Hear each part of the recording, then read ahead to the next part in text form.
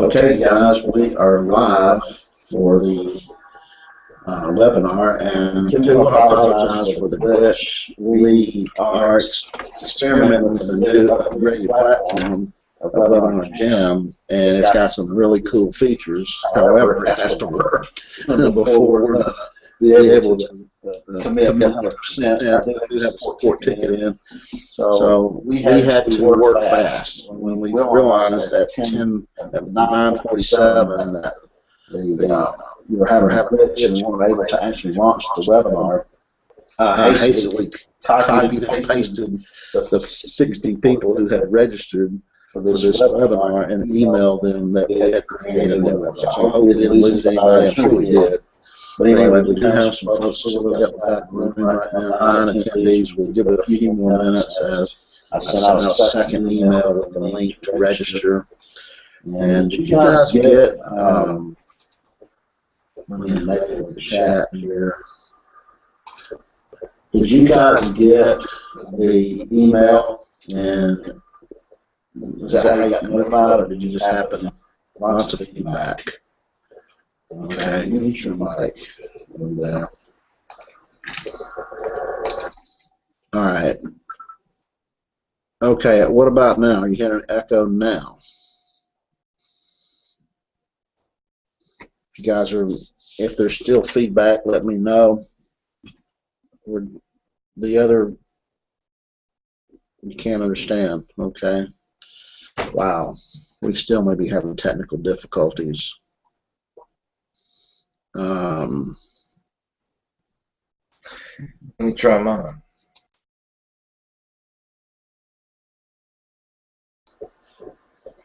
All right, go ahead and talk. What about mine? Can you hear my microphone clearly?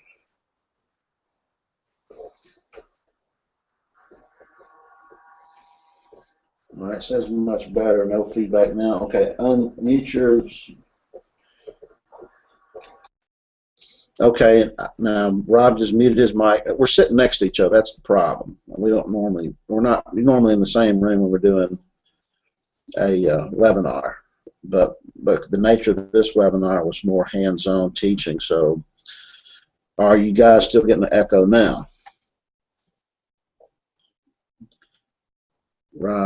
Tony says, Rob, you're okay. Rob is good, and this may be a little bit delayed by the time I ask for your feedback, but okay. What about we swap mics? So I'm still looking to see if there is an echo.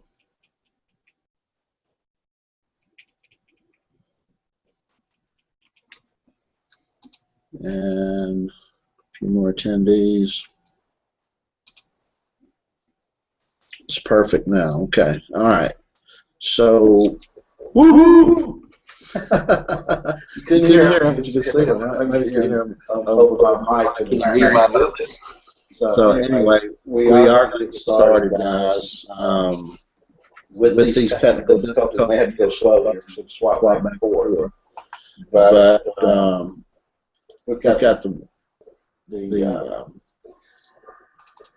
what we're covering here is 5 steps to launch successful FBA private label Amazon business. We're actually going to go back and cover the basics. There's lots of basics that that people think they need to know, but they haven't even checked into it yet. And there's some things that you just don't know to ask. And so we're just going to cover what we think are the basics. There's probably other steps that we can include here, but these will get you way down the road.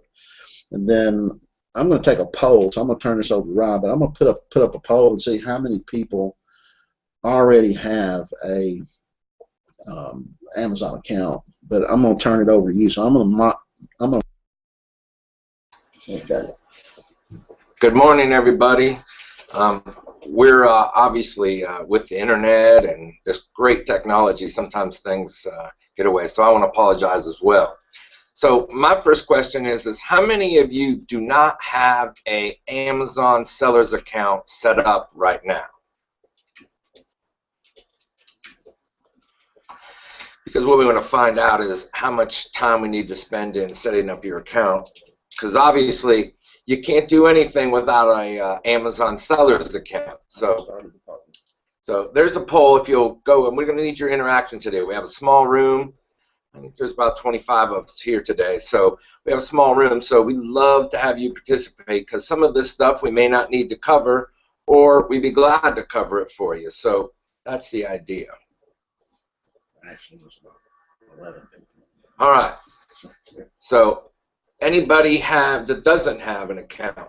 So one of the things we're going to go through first is the entrepreneur mindset. Some of the things that I think you're going to need is you're going to need to be pretty tenacious at this. You're going to be able to have failures. You're going to have to kind of screw things up quite often to be able to succeed. I think you're also going to have a willingness to take action.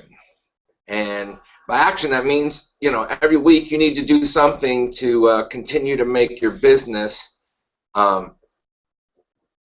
business successful. You're going to have to. What? So those are the things that I think you're going to have to definitely have to make your business successful. So Jake, are you going to go over kind of our business plan? Yeah. Swap mics here. Okay, guys. We're talking about an entrepreneurial mindset. When you get started in business, a lot of people are coming from a W-2 world. And what I mean by that, you're used to working for someone else. You have JOB, which is fine, but then again, most people in a JOB, the stats say most people do not like their job. Most people hate their job, to tell you the truth, and because they're looking for freedom. They want to be able to do their own thing. They want to have their own schedule. They like to make the money they want to make. They want to spend the time with their family. I mean, there's a lot of reasons why you do this business. One of the problems, and this is something that I experienced early on, is when I went into business and got out of the W-2 world. I didn't stay there very long at all. I've been self-employed all my life. I immediately said, hey, I'm in business for myself. And what that does is it gives you total control of your schedule and anything you want to do. You're the boss, right?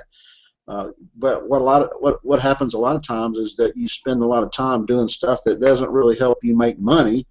And because you are the boss, you could sleep in, or you could, or reorganize all the paperwork on your desk. And I've actually seen a few people, when we talked about goal setting or getting things done in the Facebook group, a lot of people had said things like, I'm going to reorganize all my paperwork or organize my files.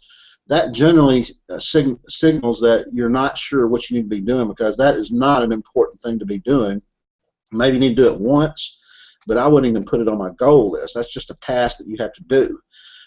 So being in business for yourself, there's the dilemma that you don't schedule your time, or you're not sure where you're going and you're not sure how to get things done. So what you need is you need GPS.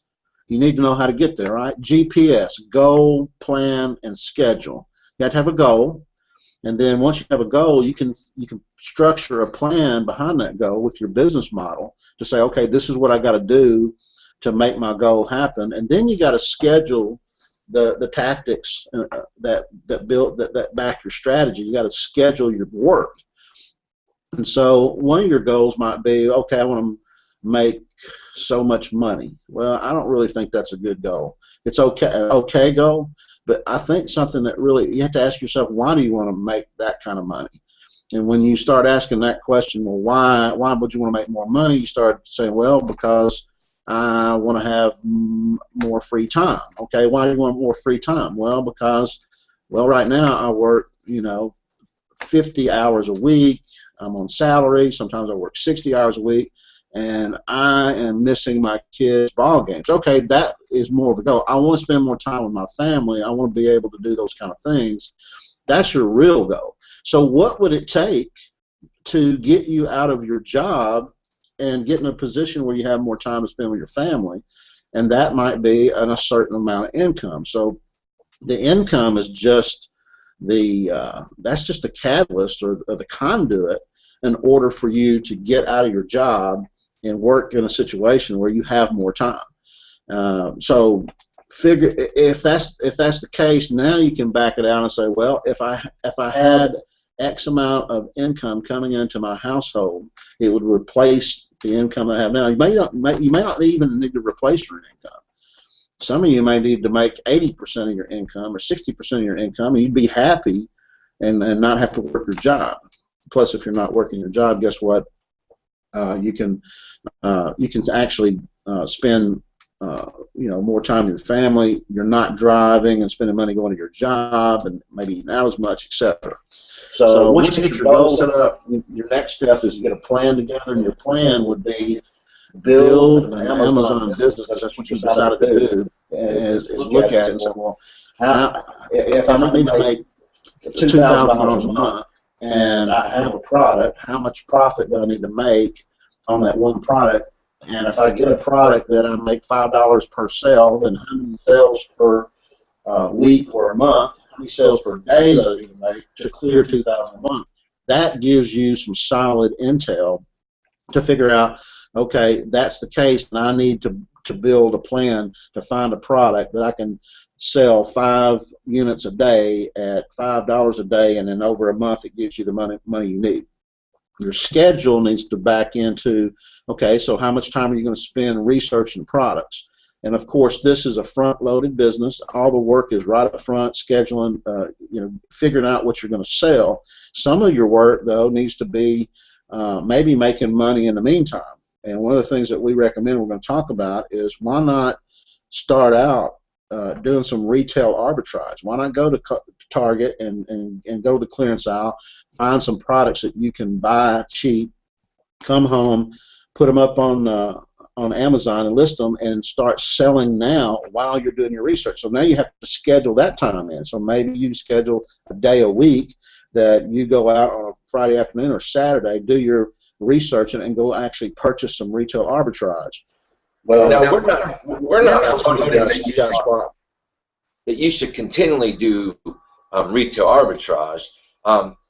What it is we feel like as soon as we can get you to take action, get an account set up, and then start learning the process. So I don't care if you go out and buy 4 products and bring them home and then list them online, just so the fact that you can learn how to make a listing, and then you can see that all of your products that you might buy will already be on Amazon typically. So if you're buying a name brand product, it should be listed there. So being able to find that product, being able to get the pictures should make it pretty easy for you to get started. The other thing that I think Jake touched on is the why. Matter of fact, that's the most important thing.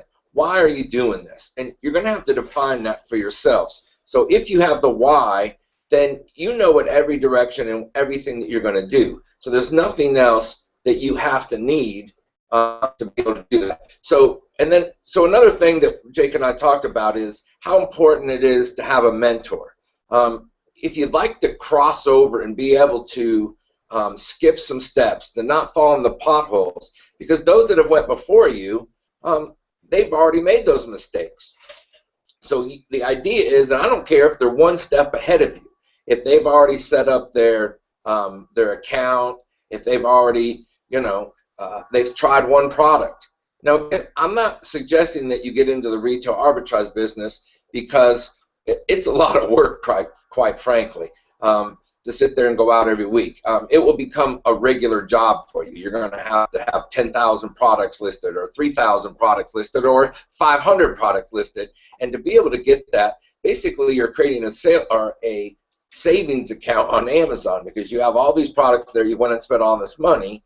But the purpose of doing a little bit of retail arbitrage is this can happen today. You can get in your car, go to Target, and get the Amazon Sellers app. And matter of fact, it's kind of fun. You go out and you start scanning products in the clearance aisles, and next thing you know, you bring those home. I don't care if you get 1 or 2 products. Get them home, and then start working on how do you list it. Go ahead, Jake. Let's talk about stocking your toolbox. I think that's another important thing. Okay. Yeah, you got to have the proper tools to do the business, and you guys know that Facebook group is in a fashion. It's a tool. It's where you can go do your research. But what tools we're talking about are things like we use the AmaSuite Azon Top 100 Analyzer. That has saved us more time than anything else we've done in this business. Some of you guys may have actually purchased it because we were so in love with it. We took 10 hours of work and was able to reduce that to maybe 30 minutes to an hour, literally saving us 10 hours of work time. And so when the developer came back out with that product, we decided to become an affiliate with them and promote it to the folks that are part of our group. And many of you have purchased. And so that is a tool. And whether you get it or not, that's your business. We're not saying you have to get that tool, but there are many tools out there. But there are a few tools that you need to have, and you definitely need to figure out what tools that you that it's going to take to help you win in business. That's one of them. Other tools are going to be things like having your account set up properly. That might not really be a tool, but you definitely need to be able to leverage your time through using some of the other software that's out there.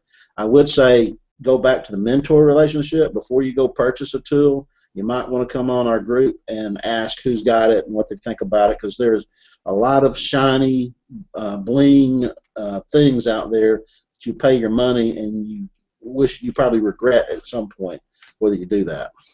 So some of the tools that we also use are online tools. So we use Merchant Words, which allows you to be able to go and be able to look at words that are keywords that would be so that when people search on Amazon, you'll know, or you'll come up in their searches. So that's another important thing we use. We also use Rank Tracer, and Rank Tracer will give you some pretty indications of how much that product's actually selling on Amazon. It'll show its pattern of sales over a time.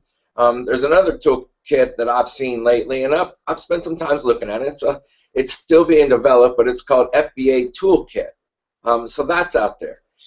It's free. So you're not having to spend any money on Merchant Words and Rank Tracer. You're gonna have to spend about $30. But right now, I think there's actually a special going on with Merchant Words for like $9, right, Jay? Mm-hmm. So there definitely is other tools out there. So that's one of the things. My grandpa always told me, he said, I can make a dummy a genius if I give him some tools. He'll look like one. So so it's very important to be able to have the right tools. If you've ever changed the spark plug in your car, you know how hard it is to change the spark plug without a spark plug, socket on it. So that's some of the tools that I think that may help you to get faster at what you're doing, because the research for a product obviously is the most important thing that you're going to do. So Jake, you want to? Yeah, I got one more tool I want to share with you. It's the 6 inches between your ears. That's the most important tool. So you have to join a self-improvement movement. So while you're learning about this business, you also need to be improving your own skills, like how to manage your time, leadership skills. You're going to have to learn how to delegate authority to third-party vendors. Some of you may hire a virtual assistant. So you need to be thinking in terms of how can I improve myself. So you need to be reading books about self-improvement and how to get better. And I think it was Abe Lincoln said that if he had 4 hours to chop down a tree, he would spend 3 hours sharpening his axe. Now think about that. It gives you 4 hours to get the tree chopped down. The most important thing is sharpen your axe. You're the axe. Sharpen your axe. Sharpen your mind by committing to get better by learning. Because a book, for example, will give you total access to somebody that is an expert. And you're getting to glean the most important information that expert has ever put down on paper is in that book. And you get to access it for a few dollars. That is a tremendous resource. And so maybe we should start posting some of the best business books out there. Like the E-Myth is one of my favorite business books by Michael Gerber. J. Conrad Levinson, Guerrilla Marketing, and all those things are good to open your eyes about how to market products. Jay Abraham, one of the most important books I've ever read. Getting everything you've got, getting all you can from everything you've got. That guy is a master when it comes to how to expand or leverage your time and effort and expand your business. So that's just another aspect of doing this. I'm going to turn this back over. Two other things that, so for those motivational things, I get up probably about 80% of the time, and I have this YouTube video that I watch, which is called Be Phenomenal. So I get up every morning. I've almost memorized the entire thing. Now, that's my motivation. That's what gives me that drive. When I sold my business almost a year and a half ago, I had to start over. I had been in business for 15 years, and all of a sudden, here I was faced with no tools, which when I mean no tools, I had no tools to actually make money at that time, and that's all I had done was that business. So when you start there and you start from ground zero, you have to learn the process. So I spent 6 months every day trying to learn how to do an online business. And I went through probably 10 of them and realized that lots of those took too much work. So if you're taking too much work and it becomes a job, so I continually try to learn. I actually would fall asleep listening to tapes and webinars online because I thought maybe if I was sleeping it'd go in my brain, and well, maybe it did, because I finally figured out that Amazon was the biggest opportunity in which I could leverage other people's systems and be able to do it anytime from anywhere. So I'm planning on going on a vacation soon, and you might see pictures of me sitting on the beach watching the ocean. So those are some of the things that I think need to happen as well. Jake, do we want to get into our actual philosophy and how we approach Amazon?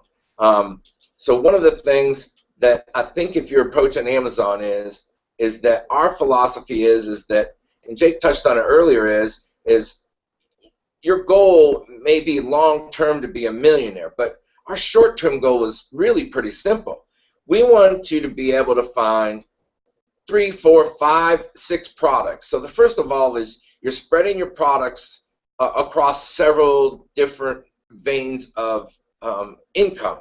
So what we do is we start with finding that one product, and we're hoping that one product makes us between $500 and $1,000 a month, even if it's producing $250 worth of income. Now, when I say income, I'm talking about actual profit. That means all of your expenses. I mean everything you did to get to that product. So that's the first thing that we think is really important, is to set a goal that says, listen, how can I replace parts of my income? And then after that, how do I develop several different products? And once you figure out how to sell those products, it's really a rinse repeat. So you start over again, you get your second. Once you learn how to do this system, it doesn't quite change. So the next thing is that one of the things you want to take care of is having great listings. So once you've got a product, and how you compete in that market is to have multiple products, then make sure your listings are ideal, so that when you're competing with people in those group of listings, your product stands out. The most important thing that we think of making your product stand out is pictures. And lots of times you'll see people, taking the pictures that are already out there, they're taking them from their supplier, and they're just posting those up. You're going to need to be a little bit more creative. So when you think about, hey, what's a picture? You want to make an immediate impact when they look at it. You want to use all 9 picture spaces. So once you get your pictures up and get your listing well, get your description. Your description should be kind of set. We kind of call it a return. So you're going to put one group of maybe 2 sentences, then you're going to return again, and then put the next one in. Because if you see a description, it kind of becomes very bulky. So you want to kind of split that up just a little bit. So then the next thing is that we want to do is we want to go and see how many different well, last 1 second. We want to, so there's my next one. So we ideally want to have a air shipment. certainly up front. And when I say that, and certainly you can put it on a boat, but literally if you're able to find an air shipment and a product that you can ship by air, you can be in business in 30 days. And that's a maximum, I think. If it wasn't your first time, you could actually start working on a product, source it, and get it shipped. It takes between 5 and maybe 12 days to actually have that delivered. So it's not actually, you know, a 30-day process. Now, if you ship it by boat, you might be talking 30 days, 45 days after they actually make your product and do those things.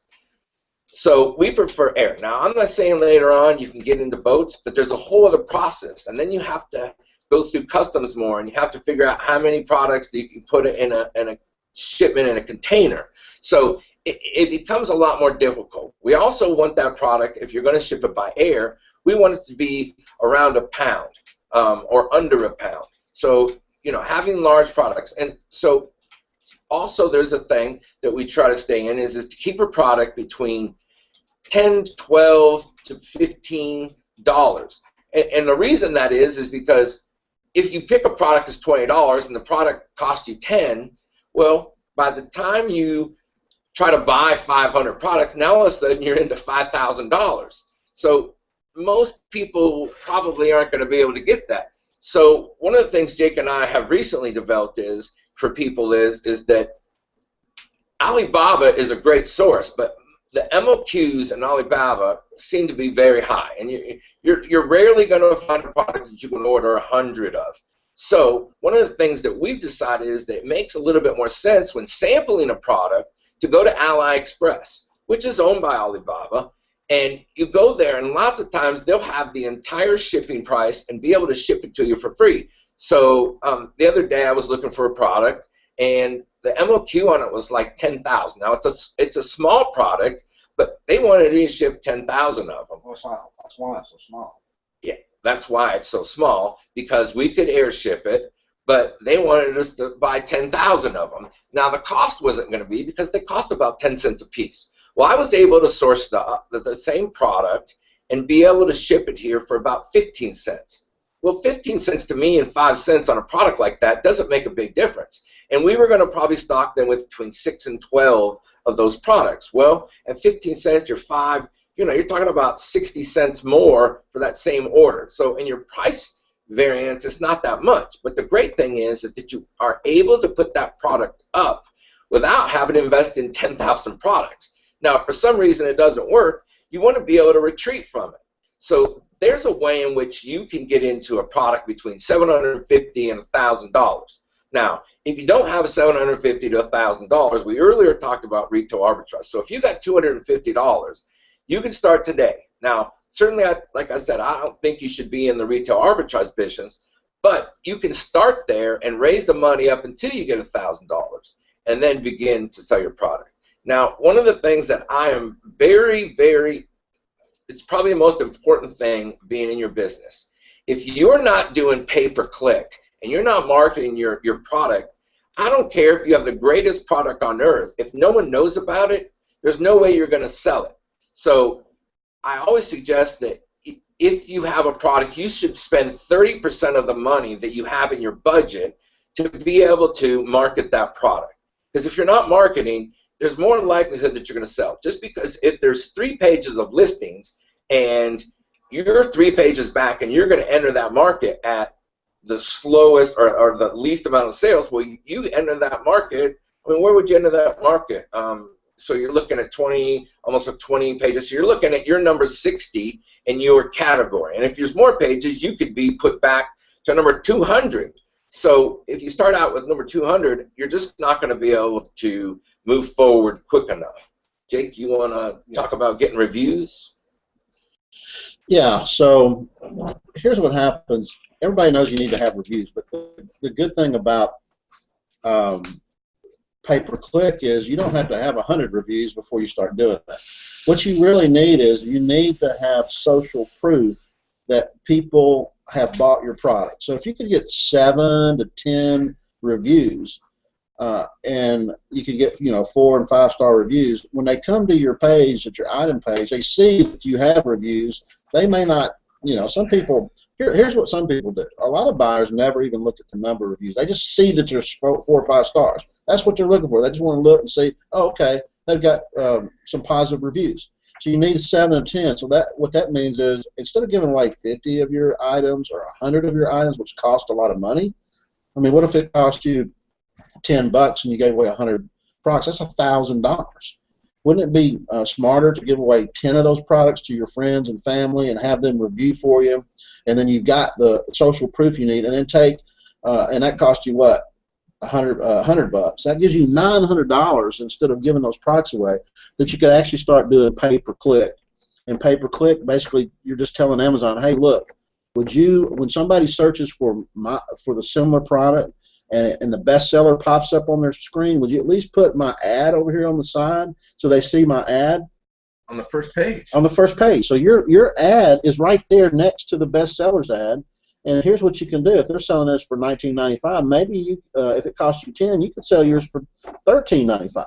And there's a few people that are going to look over and say, wait a minute, that's the same product for $13.95. I'm going to click on that, and they go to your page and they buy. So Amazon forces almost a certain number of people to buy your product by doing that. And what that does is we'll get into pay-per-click later, but you'll be able to find out what your keywords are. You'll be able to figure out what people are coming to your page for. You'll be able to actually start getting organic sales because you're pushing, almost artificially pushing through pay-per-click these sales, and then your ranking will start moving from number 200 or number 60 up to number 30, and then maybe you'll wind up getting on the first page, and eventually you start competing. The most important thing, Amazon cares about BSR, and so Amazon cares about your sales. And one of the things that I noticed that I love, it's my favorite product. If you've ever seen those screen door magnetic, like screen doors that you walk through and then they come back together. Well, there's a group out there that has like 1,500 reviews, and like 40% of them are horrible, but they're still on the first page. Now, I don't know how that actually happens, and then Amazon obviously takes into account customer service and your number of reviews, but if you're selling, they want you to sell product. So that's probably one of the most important things. Now, Jake talked about reviews. Now, let's think about reviews. Now, technically, I mean, you're going to have to be resourceful. And if you're always wanting to be playing by 100% of the rules, I think there's some things that kind of are in a gray area. I wouldn't have all your friends in your same town buy your product and then do a review. But you got an aunt in California and an uncle or somebody you went to high school in another part of the country, you can send them a coupon code.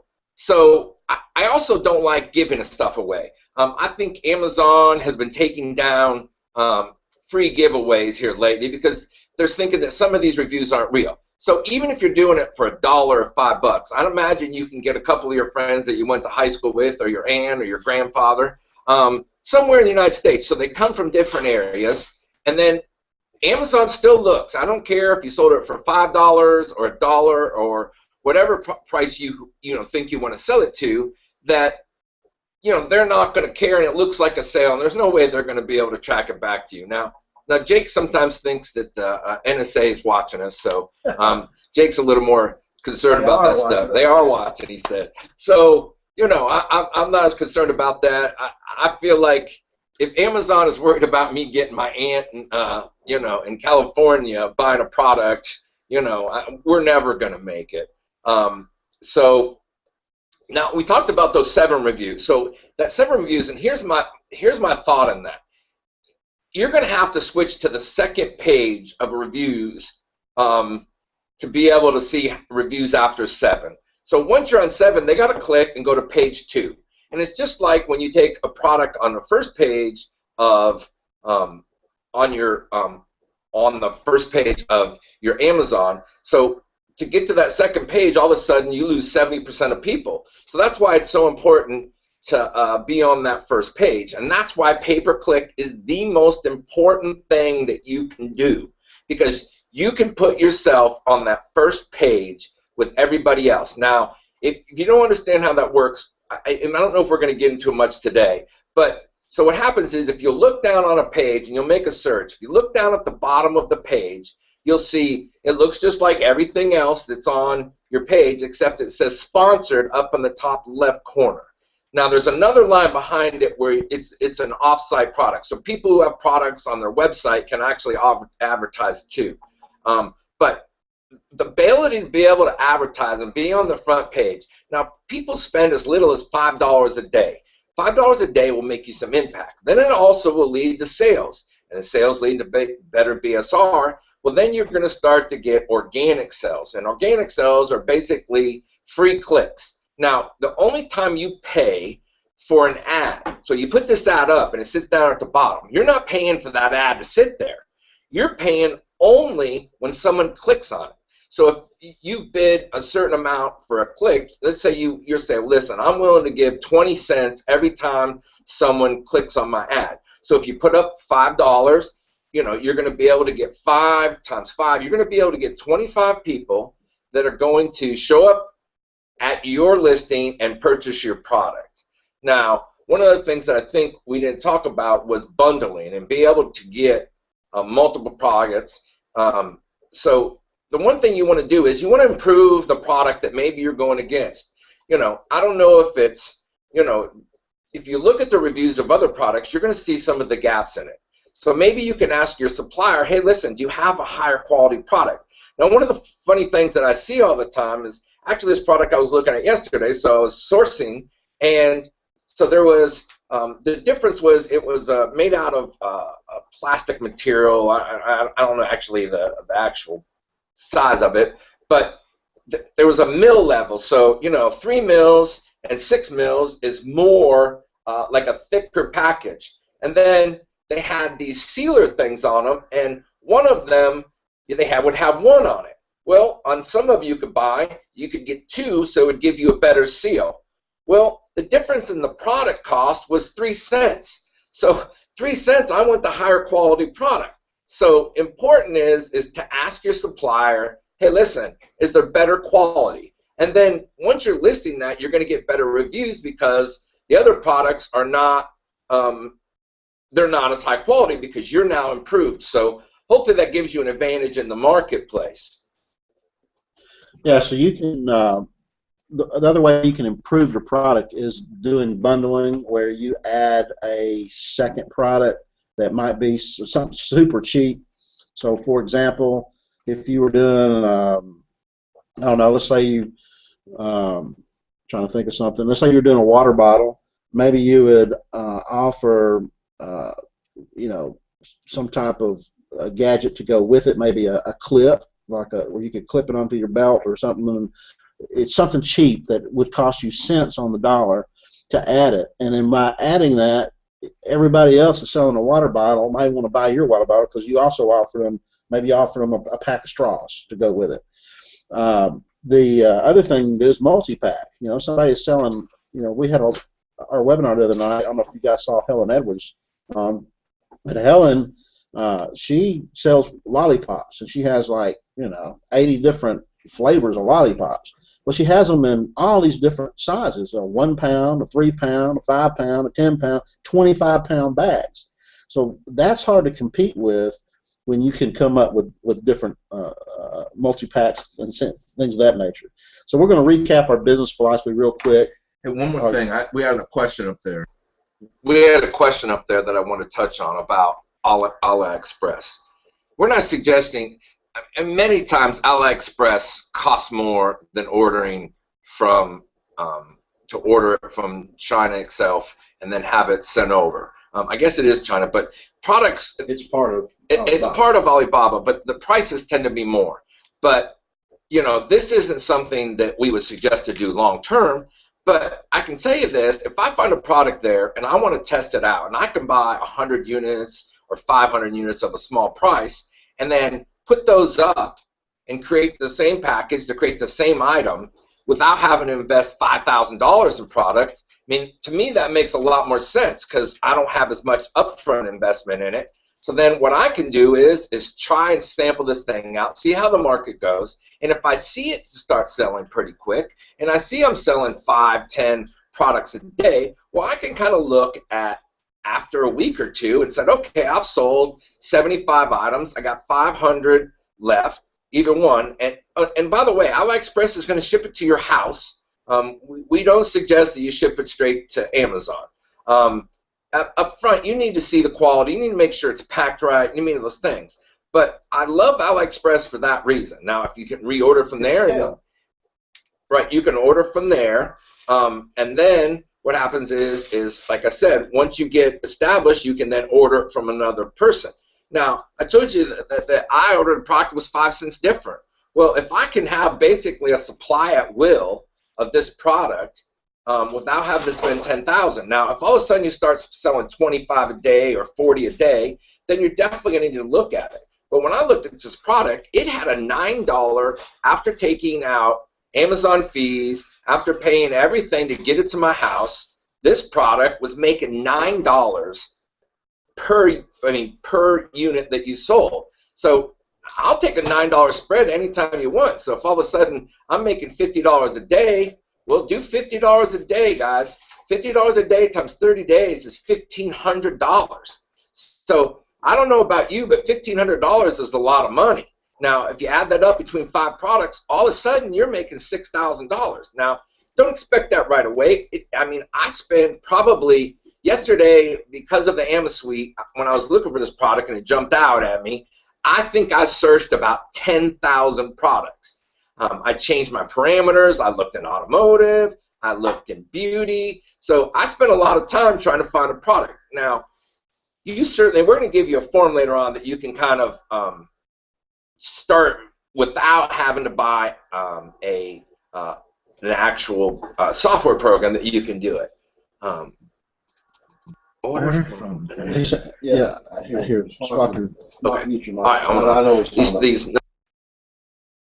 Yeah, Greg was asking when Rob said you order from another person. What he means is you order from AliExpress maybe to get started with a handful of products, and you can scale up to the point where now it makes sense to go to Alibaba Direct or to the manufacturer direct instead of doing through Alibaba. You can then you can buy by the pallet load if you want to. That's when you might want to switch over. So and Troy says, hey Rob, since this is AliExpress, the concern at this point is not PL. So do you? No, that's not true. You can do PL, but keep in mind that just because you want to do a private label product doesn't mean that you want to order the first product you ever order and out of the gate have them put your logo on it, because you don't know for sure if it's going to sell, and the manufacturer is going to charge you much more to put your own logo on it. So you only may want to get 200 or 300 and test market it and see if it sells without a logo. Well, that's where multiples would come in. Yeah, and so or bundling. That's where multiples and bundling would come in. But at the same time, test it out first without your logo and sell 200 or 300. And if you can get it from AliExpress, it just means you don't have to order 3,000. Most companies, though, will break their MOQ if you ask them, but you have to go through it's a longer process with them. You have to negotiate with them. You don't have to negotiate with AliExpress. They'll send you one item. If you want to sell one item and look at it as a sample and then get 5 items. And in fact, I was hearing another guy on a podcast talk about how he bought one, he put it up on Amazon, and it sold. And he said, well, okay, it was a very expensive item. He bought 5 more, thinking it would probably take a while to sell 5, and he sold them in a week. So then he bought 10, and they sold in a week. And he just kept running out of stock.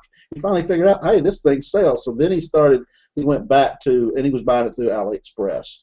So that is a good example of how you can leverage AliExpress and then move to Alibaba, and then maybe eventually you'll visit China and you'll find a factory firsthand at the Canton Fair.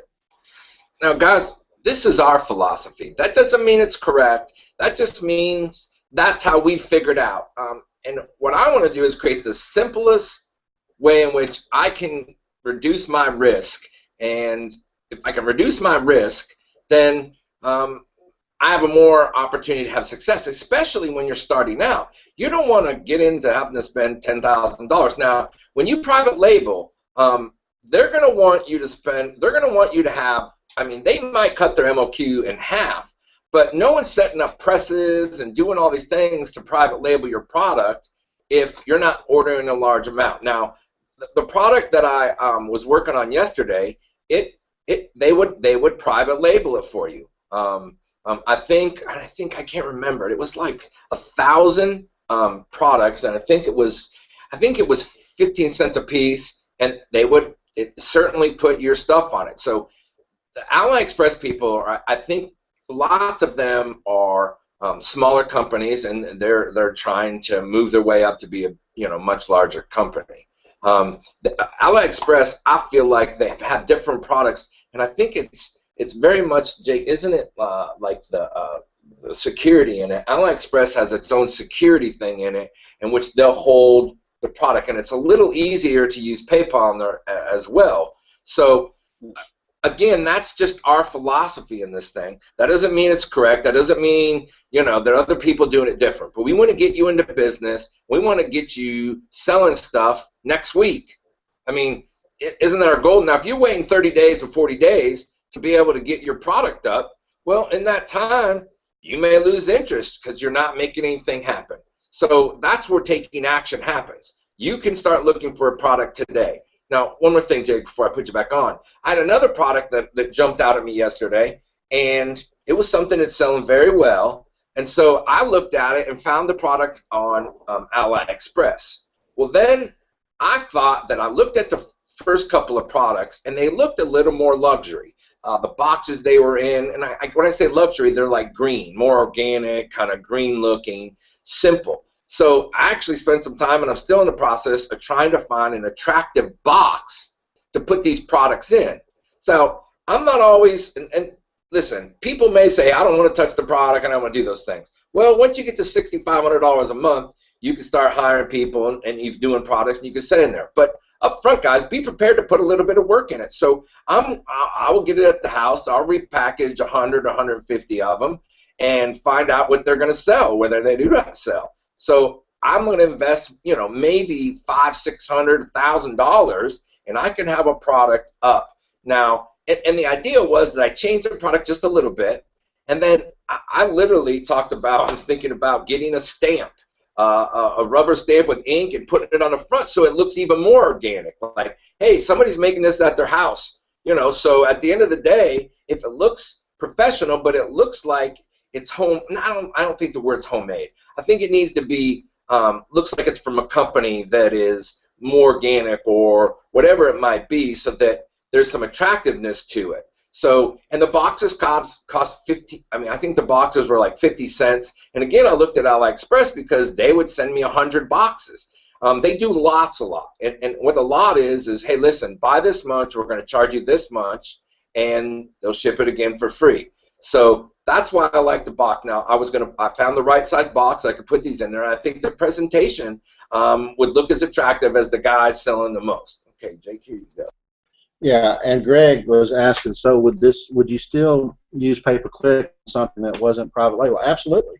Think about this. The product itself, if it can be private label, just treat it like your private label product until you have enough results that vets the product for you to say, I'm willing to invest more money. Now I'm willing to order 3,000 units, whatever the MOQ may be, because I know it sells. But you don't know it sells until you do a pay-per-click, because when you put your product on there, it's not going to show up until you get 7 or 10 reviews and then put your pay-per-click campaign going. Once it's going and you start seeing the sales and you have regular sales, then you start looking at, okay, how many do I have on stock? What is my run rate going to be? In other words, how many more days do I have of stock before it runs out at this rate? If I'm selling 5 a day, you need to get your ducks in a row to make your second order. And eventually you can say, okay, now it makes sense for me to get this private label. I've actually made some profit too, and I can take some of that profit and put it back into the extra cost that it takes for the manufacturer to put your label onto the product. You mind if I just recap? Yeah. And we'll move on to the next. So here's our business philosophy in a nutshell. We go for low competition niche products. Okay, we're not trying to get in the top 100 or the top 500. We sell multiple products. We don't want to just get one product and try to hit a home run. Sell one product and get it going, and then get you another. Get 5 products, making $500 to $1,000 a month. If you do 5, you got $5 grand. You work on your listing. Great picks, bullet points, descriptions, and keywords, which is super important. We didn't really cover that. We'll cover it at some other point. but keyword, there's a section in your listing that doesn't show up to the client, the customer, but you have access to it that you can put in your keywords, and most people are not aware of how to do that. Product improvement. What sets you apart? How do you improve it? How you make it better? You can do that with the manufacturer. You can also do it through just bundling and multi-pack. And then, again, air shipping. Start with AliExpress. Try to get something you can ship by air. I'm not opposed to freight forwarding, but when you first get started, you might want to save that until you've got some experience. You get your samples, test them, and then order your opening order, and then go for your main order once you've vetted the product. After you've got the next step, get your reviews, enough reviews to get social proof, and then start your pay-per-click campaign. That's kind of, in a nutshell, how you launch a product or how you get your business started. So a couple more notes as Jake was talking was, so there was acting like whether you can private label. Or I think private label, actually private label and white label, I think get confused all of the time. Typically, if you don't rearrange the product, let's assume that I found a product that I decided not to do, but it was an ice cube tray in which mothers would put in, and they would take organic baby food, and they would fill these things, and you put it in the freezer. But all that product would have is in the center of it has a logo in the center of the thing, and that was the only thing. But they still wanted more than 1,000 of them. Well, they cost about $4 a piece, so it's $4,000 to even get in that business. So I'm going to say this, and some people may not agree, but this is kind of how I think. I'm a pretty creative guy. So when you do your listing, if you want a brand, make up a name for that product. Call it the awesome frozen baby food, organic baby food container. You can add your own stickers too. Right. You can add your own stickers. Again, you're going to have to be creative. That's how you get in this business. If you don't have $10,000 to start your business, then being able to go out there and brand a product is going to be difficult, I think, for you. If you have $2,000 or $1,500, you can start. So the other thing that I looked at, this product I looked at last night, which I'm actually going to start working on and maybe even order next week, there was nobody selling a 3-pack of them. Everybody had 2-packs, they had 1-packs. So I'm going to be able to sell 3 of them. Now they're selling this product for $12.95. I can get it for about $1 per. So I'm going to make $3 more, and that's how I got to 9, because at 12 you're making 6. Well, once I got to 14 or $15.95, I think the biggest sweet spot you can get in a sales product is under 15, in the $15.95 area, or 15 something, or $14.95. People will make an instantaneous decision, an impulse decision on that price. I've read that several times, and that doesn't mean it's correct. But again, once you get in that $19.95, you're going to have to spend large amounts of money to buy the product. This product cost $1 a piece, and then that box that I found was 45 cents. So by the time I had Amazon fees in it and out there, I think it was $6 total. Now remember, I'm not going to have to pay shipping because that included shipping. So I'm able to get it to my house and then be able to sell on Amazon for about $6.50. Well, that product sells for $15.95 or $14.95. That's where I came up with that $9. Now, the last thing I'm going to touch on this business philosophy kind of idea is that, guys, if you're stuck, I call it the magic video place. My brother always tells me, and he fixes washing machines, and he's kind of mechanical, which I'm not at all. But he said there's always an instruction guide for almost any topic you want to search on YouTube. So if you want to learn how to do some of this stuff, and this video doesn't give you enough, and clearly we're not covering everything, but if you can get on YouTube and you search that, there's multiple videos probably about your topic where people like me maybe record something like this and we put it on YouTube, and you're able to go back and actually look at this product. So that's the kind of things that you're going to have to keep in mind. You can always find a resource. Plus, if you're in our group, Jake and I will try to answer any questions you have, and if we don't know the answer, we'll go out and search for it. So what we're going to cover next is probably one of the things that I think scare people the most.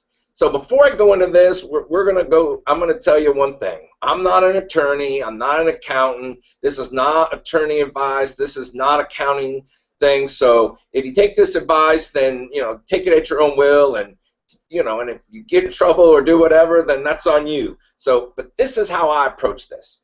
So guys, when you're starting this business, if you do everything by the book and dot every T and cross every I, then what's going to happen is you're going to set and for some reason the business fails. Well, it might cost you $3,000 to be able to get into a business. Well, now you only have 500 or 5,000 or 2,000. Well, if all of a sudden, just to get your business to start opening, all of a sudden you're going to have to close all these businesses. You're going to have to open up an account with an LLC, and people have a lot of different theories on what you should do.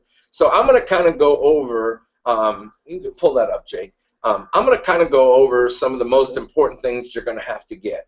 So first, let's talk about insurance, because I think insurance is a very important part. Well, people all of a sudden decide that they're manufacturers because they're adding some new ideas to a product. They're using a grill brush, and everybody talks about that, and they're, making the grill brush longer or whatever. Well, you're not a manufacturer. You don't own a manufacturing company. It's just like the same way Walmart may go out and have a product, but you're not actually manufacturing it. You're an agent that buys stuff. So people question, I'm going to get product liability. Well, to get product liability is almost next to impossible right now. But I'm going to share my screen with you, and I looked this up here today. Okay, so let me share my screen. I'm sorry, I gotta go back here. Hold on one second, guys. So basically, what you need to get. You need to go back to you. Where did it go?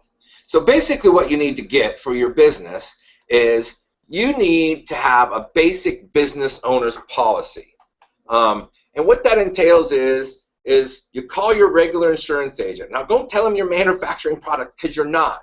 Don't ask for product liability. A basic business owner policy will cover if you sold a product that hurts somebody or has done something like that. It'll also cover your inventory. If something happens while the inventory's at your house and it gets burned or whatever it might be.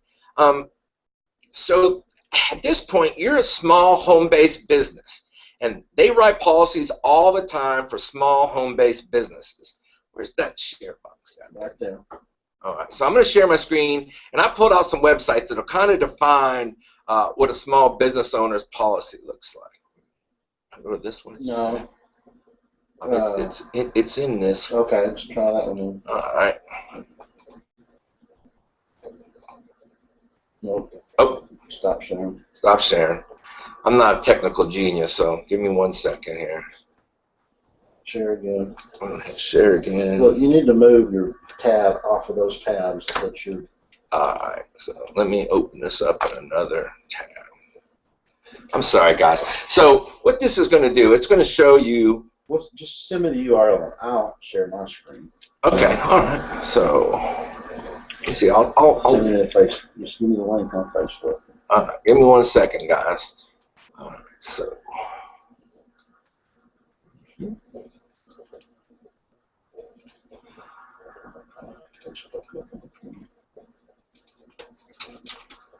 Here, why don't you take 1 second, take that back for 1 second, and you can talk to them about the insurance and how you set that up. Well, actually, why don't you talk about sales tax and what you think about sales tax, and I'll get you this business owner policy. Okay.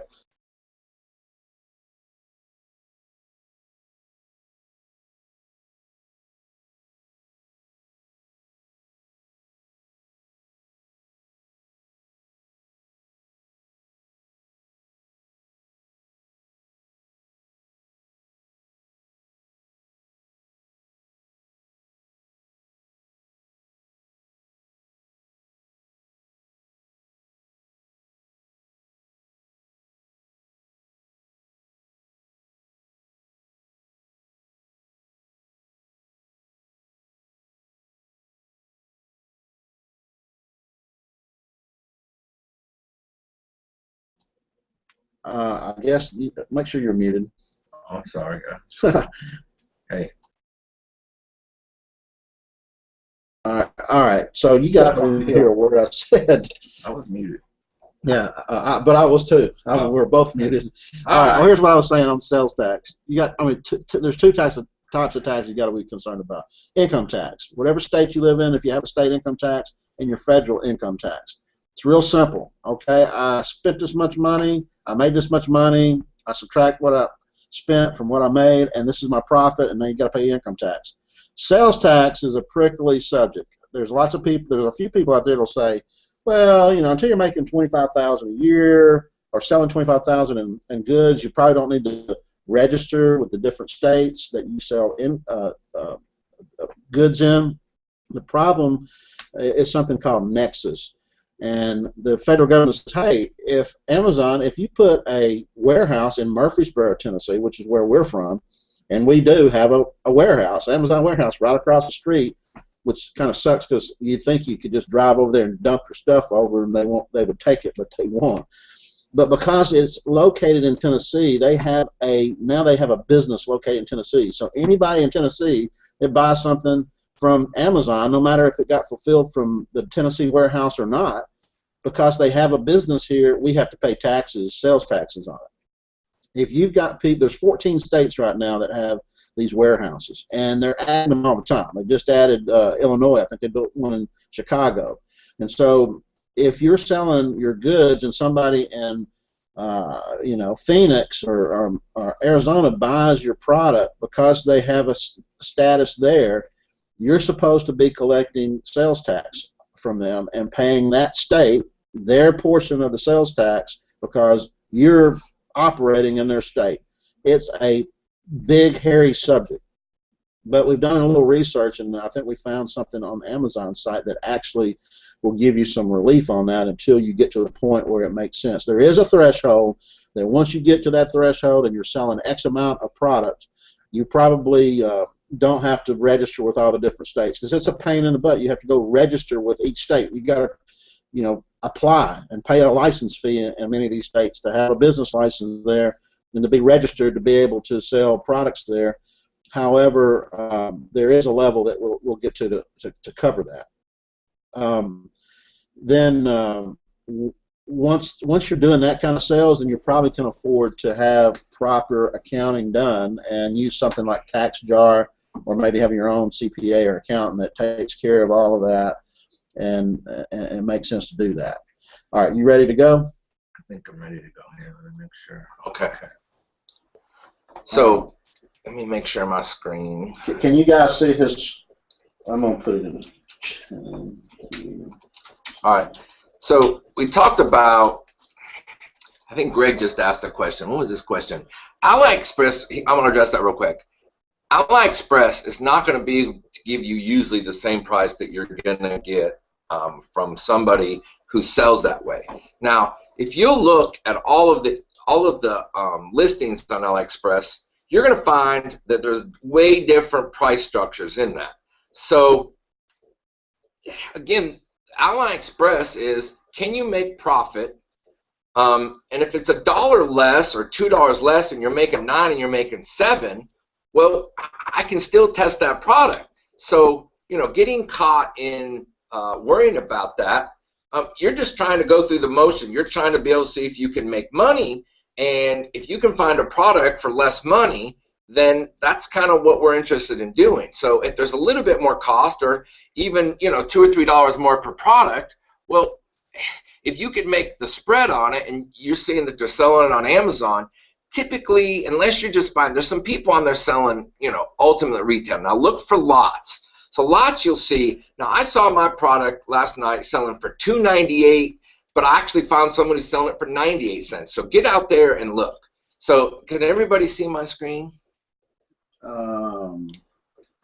Someone give us a there.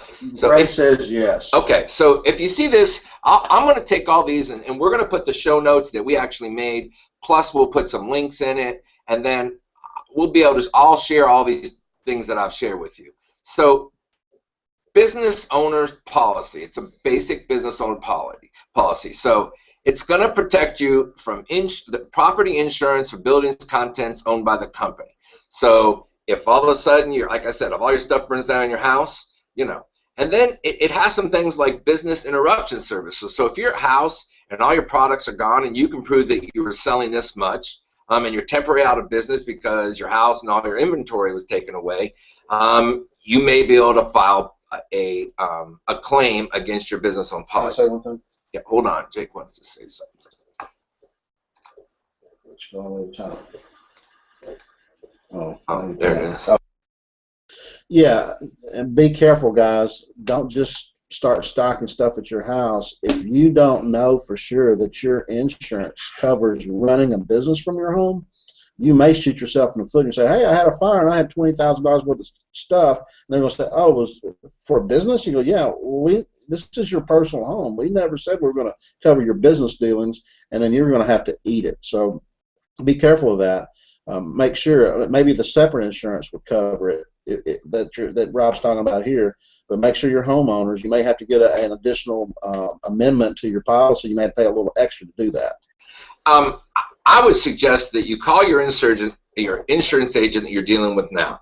Like I said, people are out trying to buy product liability. Well, I'm going to read you to number 3 if you hear. So it says liability protection, which covers your company, legal responsibility for the harm it may cause to others. All right. Control plus. Control plus. We're going to blow it up a little bit.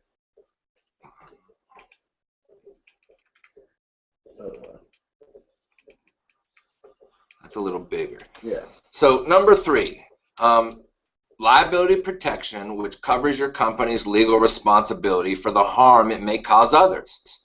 This harm is a result of things that you or your employees do or fail to do in your business operations that may cause bodily injury or property damage due to defective products. One more time.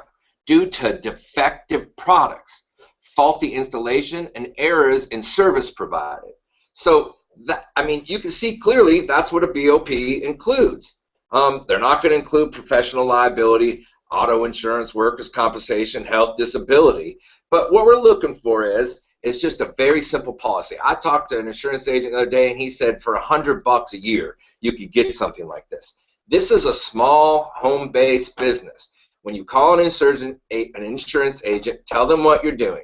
I sell products, I purchase products, and then I sell them, and I sell them online. Now, if you ask, would you sell them anybody in town? Well, sure you would. If somebody came over and wanted to buy something, you would sell it to them. Now, that's not necessarily a requirement of that, but, you know, if you're a small home-based business, you want to make sure that you're covered for that. So, you know, and that's what we talk about. I mean, someone comes to your house and your neighbor comes over and you sell them, you know, a grill brush, well, then, you know, he trips and falls with a grill brush before he gets off your property. Now, it's probably covered under your homeowner's insurance, but having an extra layer would help you. Now, if you're really concerned about that, they also sell what they call an umbrella policy. So an umbrella policy pretty much will then stand in line again after this insurance. Now, that's going to be another $100. So for $200, you can get covered for probably $1 million on the first and probably another $1 million on the second. So your personal assets are going to be covered. Now, you can do this without starting and buying an EIN number, or not buying, or actually registering for an EIN number and registering for business license and all those things that if you're following the guidelines of every single, you know, rule that you have to go. This is a very small business. The only thing that I think you should worry about is the IRS. So if you make, you know, $5,000, well, you need to report that. So the way in which you can do that is the same way in which you can open your Amazon account. So you don't need an EIN number, you don't need a corporation, you don't need an LLC. You put your name on it. Rob Fortney, here's my Social Security number. Now, the IRS doesn't care whether you have an EIN number or not. Let me show you. Did it cast there? No. I'm going to have to do it again. So I pulled something directly from the IRS. So if there's any question, here's the answer to that question. Pull up one more. I lost my webinar jam Okay. sidebar, so I can't check the question. So can everybody see the? Oh, you can't see that. That's it. Okay. So let's read this. So we all know, so there's no question about it. This is the guys who want you to do this. So an employer identification number, so if you'll see here, it says yes or no. Do you have employees? Well, you don't have any employees. Do you operate a business as a corporation or partnership? No. You know, now listen, if you do, you're going to need to get an EIN number. Do you file any tax returns with employment, excise, alcohol, tobacco, firearms? No. Do you withhold taxes on income other than wages paid to non-resident alien? Well, no. Do you have a KEO account, which is, I guess, the insurance? You probably know more than that, right? KEO account's like it's a retirement account. So it's a retirement account. I like that you're not going to do that. Are you involved with any of the following organizations? Trust. I mean, these are all things: organization, business, income tax returns, estates, real estate, nonprofit organization, farmer cooperatives, and plan administration. So if you don't say yes to any of those, you don't need an EIN number, because again, now you've involved the IRS, and then you're going to have to file a separate form for the EIN. And what we're trying to do is keep this simple. It's kind of that KISS theory: keep it simple. Stupid. I don't like the word stupid, so keep it simple, you know, son of a gun. I don't know. But anyway, if you come up with that. So nobody's stupid because they do that, because it's actually very smart. So again, let me review that. So an EIN number basically is a number like a Social Security number that's separate from you. Now, it's not really separate from you because this is a sole proprietorship. Now, one of the things that employers, or actually one of the things that people are also concerned with are what we got: taxes, insurance. We talked about taxes. We talked about insurance. What else did we talk about? We talked about banking. All right, so banking. So people often wonder, well, I got to have an EIN to open a banking account. Well, that's not true. You go to your bank and say, listen, I want to open up a separate account and put money in there. So it's very simple. Put your money in there. You register your taxes. Now, some banks may require you to find a DBA, and a DBA is it's a form that you might have to fill out with state that says, I want to do business as this. Now, in Tennessee, they don't require that. So even if they do, you can list, there's no reason whatever's said on the check doesn't matter. If it says Rob Fortney on it, or XYZ, you know, DBA XYZ company, well, you're not like trying to impress people. You're only going to use this thing probably. You're not even going to write checks. So what I suggest is you open up a basic business account. You go in and you put your name on, you put your Social Security on, and it's just a separate account where you can kind of keep track of everything that you're doing. Get your debit card, and if you have to buy tools online, you have to pay your supplier or whatever it might be, a place where you send your your PayPal account information and that kind of stuff. Let me stop sharing for a moment, because I'm wondering if we've got an issue, because my webinar jam tab went away. Just stop sharing. Go up there and start. All right. All right, and then hit Control minus or Control plus. That's because it went away. No, I need you to go Control plus or Control minus. Control plus. Go the other way. Yeah, keep going. Keep going. Now, click on that. Just click on it once. All right. Are we guys, put a thing in the chat and say, are we still on? Because I noticed a few people had dropped off. I just want to make sure that I didn't stop the webinar. Can you guys hear Rob? Just ask them. Can you guys hear me right now? Just put a message in the thing. Can you hear me? I'm just concerned that.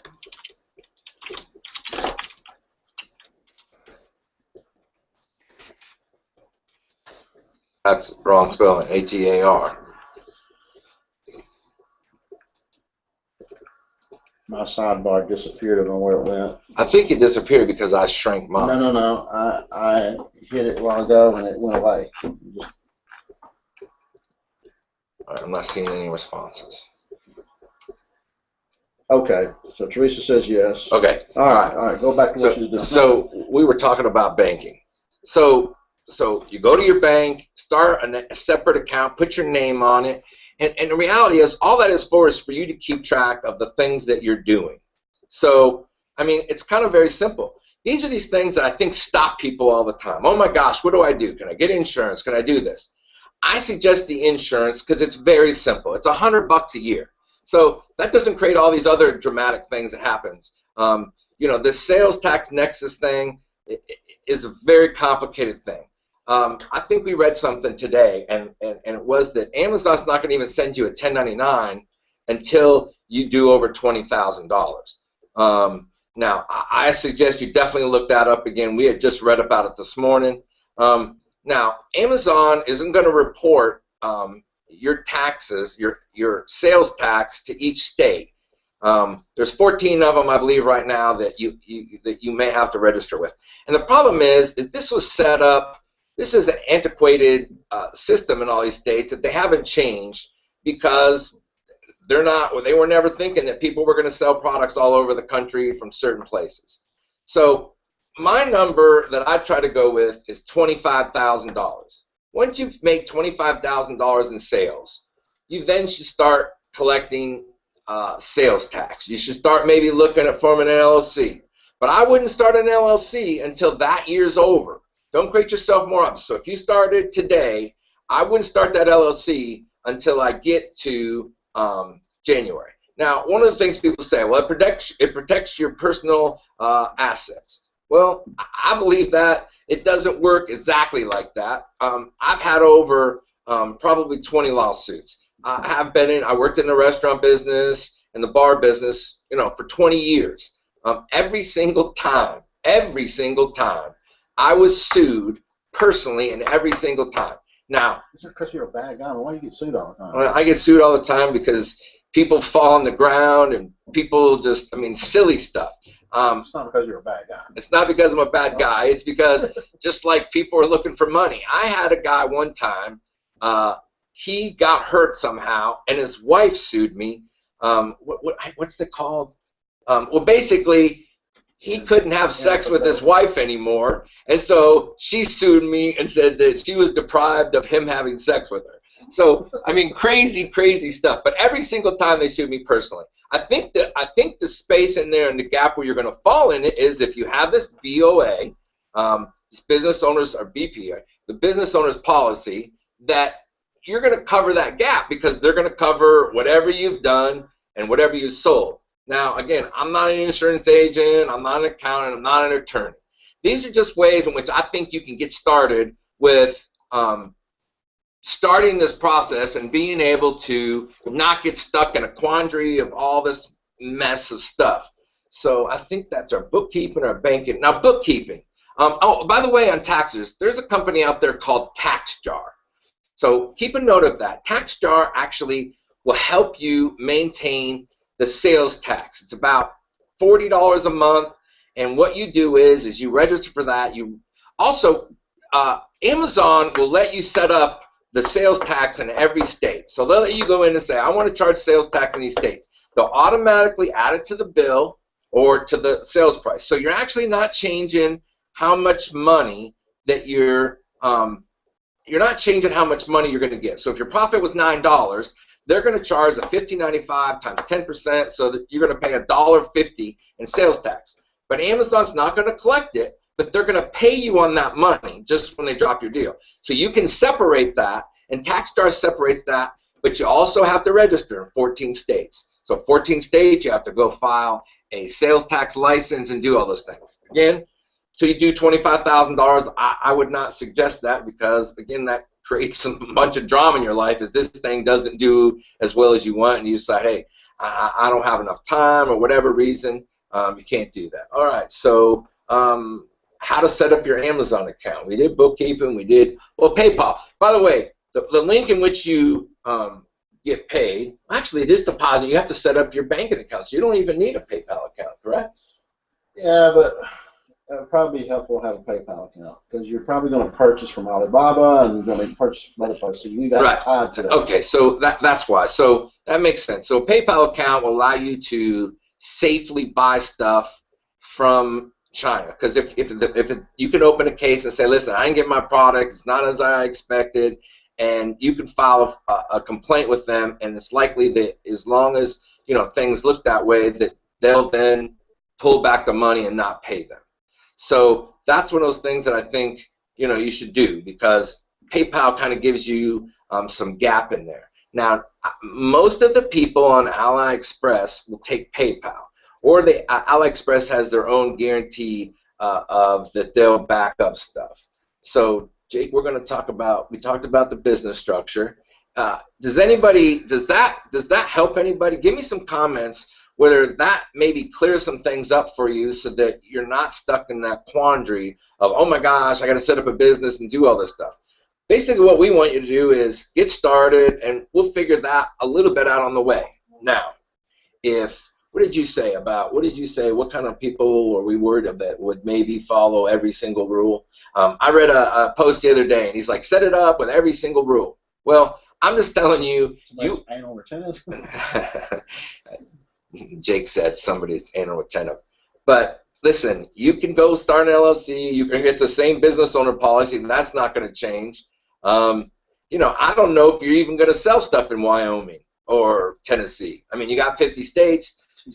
So a teetotal, that's what he said. So you can go farm an LLC, and you can think that you're not going to get sued. I'm telling you, if you have a problem, they're suing you. They might sue your neighbors. They sue everybody. They name the people in China. They're going to name the guy that stopped at his warehouse. They're going to name the guy that UPS. They're going to sue every single person. That's why I think probably the most important thing, if you want protection in your business, you call your insurance agent. If they don't do a basic business owner policy, I looked. Geico had one, or not Geico. What's the other G one? Maybe it is Geico. But if you just search basic business owner policy in Google, there'll be 20 of them that'll show up if you can't get it from your regular insurance agent. And 90% of them will be able to take care of you. So you just add it on or you get a separate policy for that. All right, we're going to play this video. All right, so we're going to play a little 3-minute video about how to set up an Amazon account. All right? All right, so you're going to go to your top right tab where it says video. Click on that. Is it not in there? Okay, click the box right there. Oh, don't. All right, never mind. All right, the video's playing right now, guys. Check it out. Can they see it? Yeah. Check your right-hand tab under videos, and you should. Oh, but I'm not hearing the audio. Hold on. I don't know why. Hold on. Maybe 5 minutes. Let it be on mine.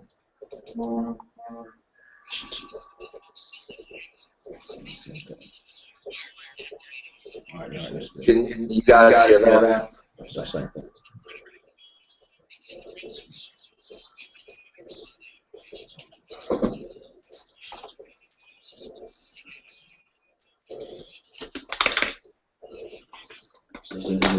Need my motor through this because we're starting to lose people.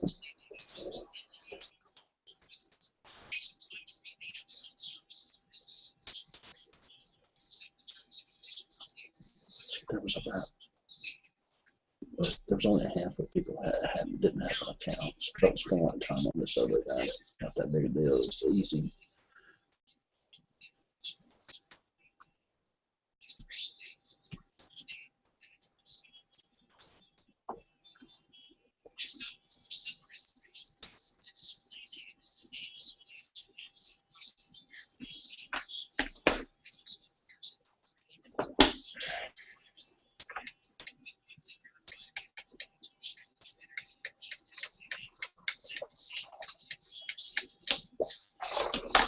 Neat.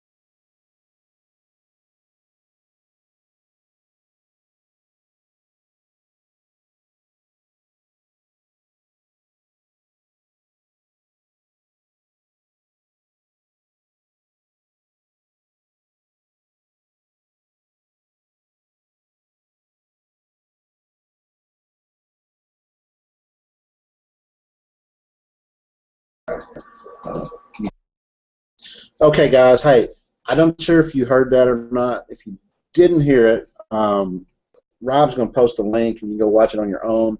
We want to apologize about the technology. We actually had a new, improved version of the webinar. Had it all set up so we could play videos, and it's this particular platform we're on right now works, but the other one had much better features. So right now, because we had to recreate this thing in like 10 minutes to try to get this thing on air today and solve the problem.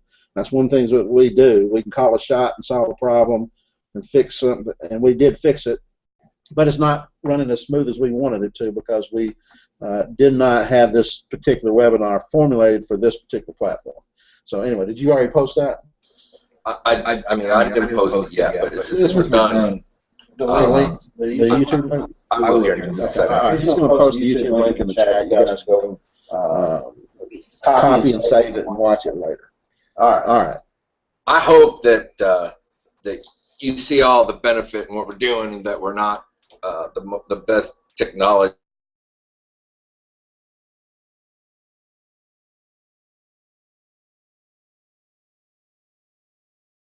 We got an Amazon glossary we're going to send to you.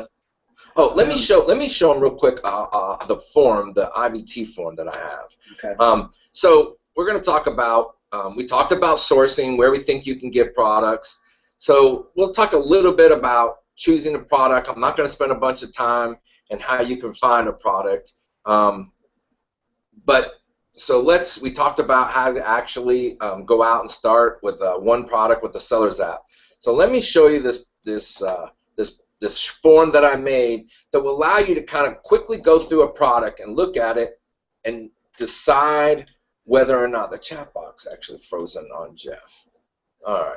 So if they're having a problem, maybe they'll log out and log back in. Well, if you can hear us, then we'll finish this up here just right after this. So let me share with you guys my. I do have it open, I believe. So let me share with you my screen, and we'll put this one up. Now, you're not sharing it. I know. I'm just pulling it up so I can get it to share. Okay. Let me share this screen with you. All right. And then go back up and hit present to everyone. Oh, that okay. There you are. Okay. All right. So there we go. All right. So now we worked on this. So is it actually Control minus? Well, okay, that's good. One more. All right. So I created this. It's something that I use. I've kind of adjusted a little bit. Now. You misspelling this. Hey, you know what? I actually this isn't actually done. I'm not ready to even actually publish this yet. I've been working on this document for a week, and I can't actually, for some reason, I've not been very good at Excel. You know, I'm a creative guy. I paint on the side, and I do much more creative stuff. So working with you know, with forms and that kind of stuff, it's not something I do well. Where did I put that? Okay. So. Let me have it for Mike for 1 second.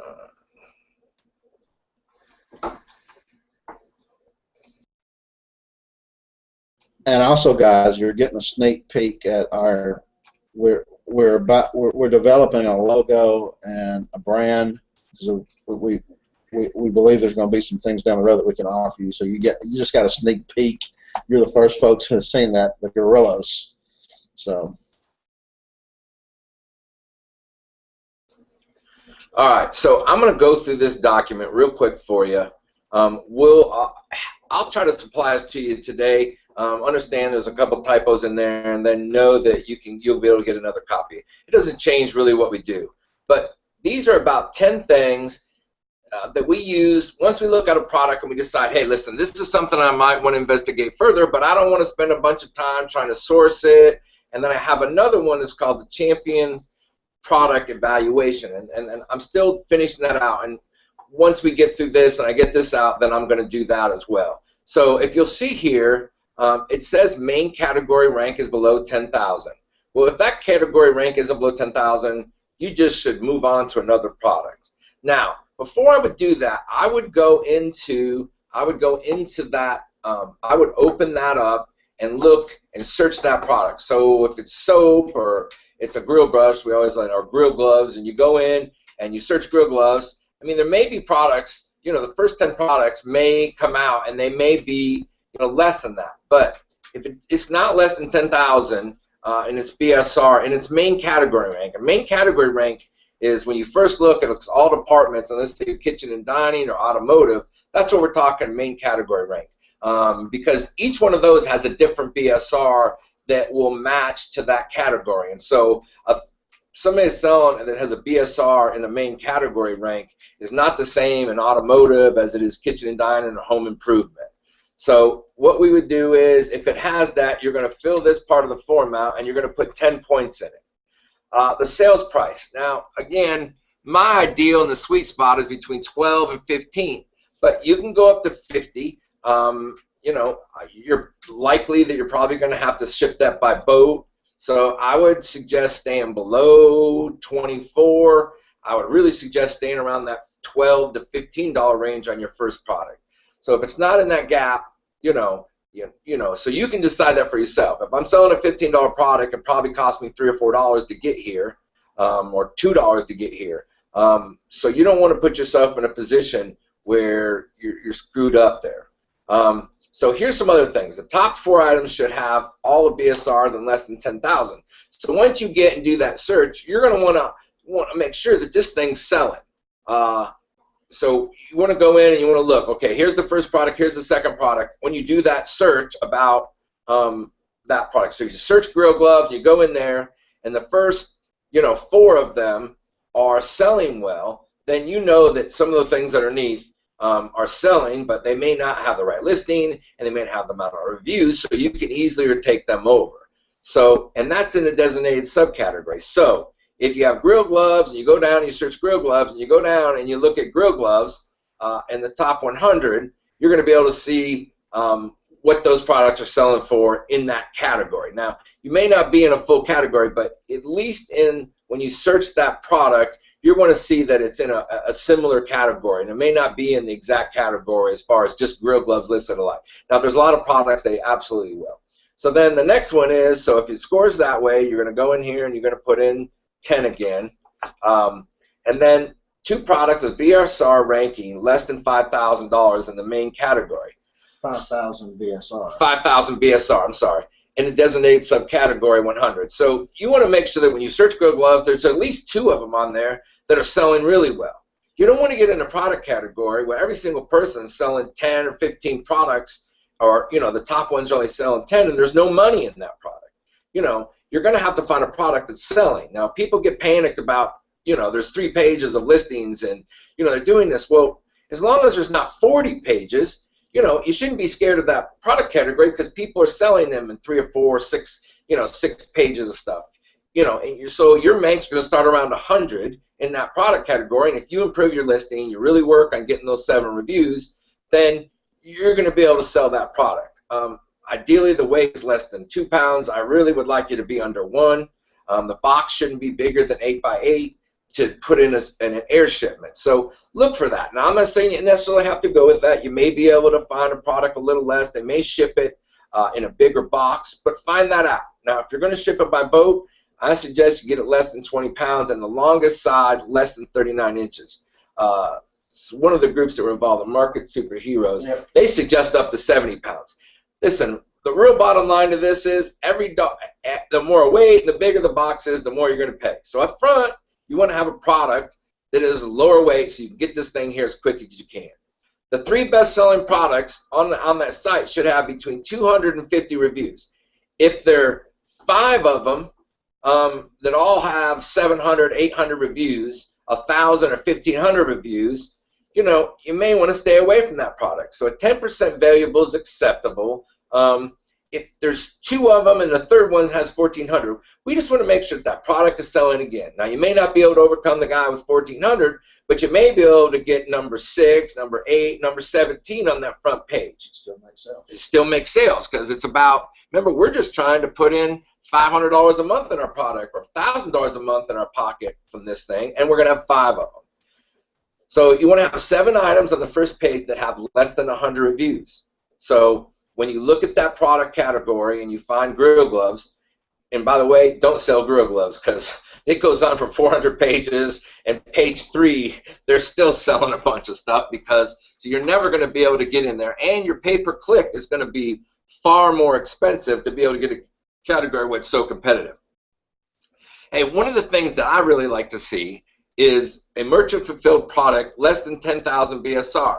Because if somebody's in their basement or at their house in their garage and they're selling this product from their house, you're going to be able to sell this product because you're going to put it in Amazon FBA and you're going to sell that product.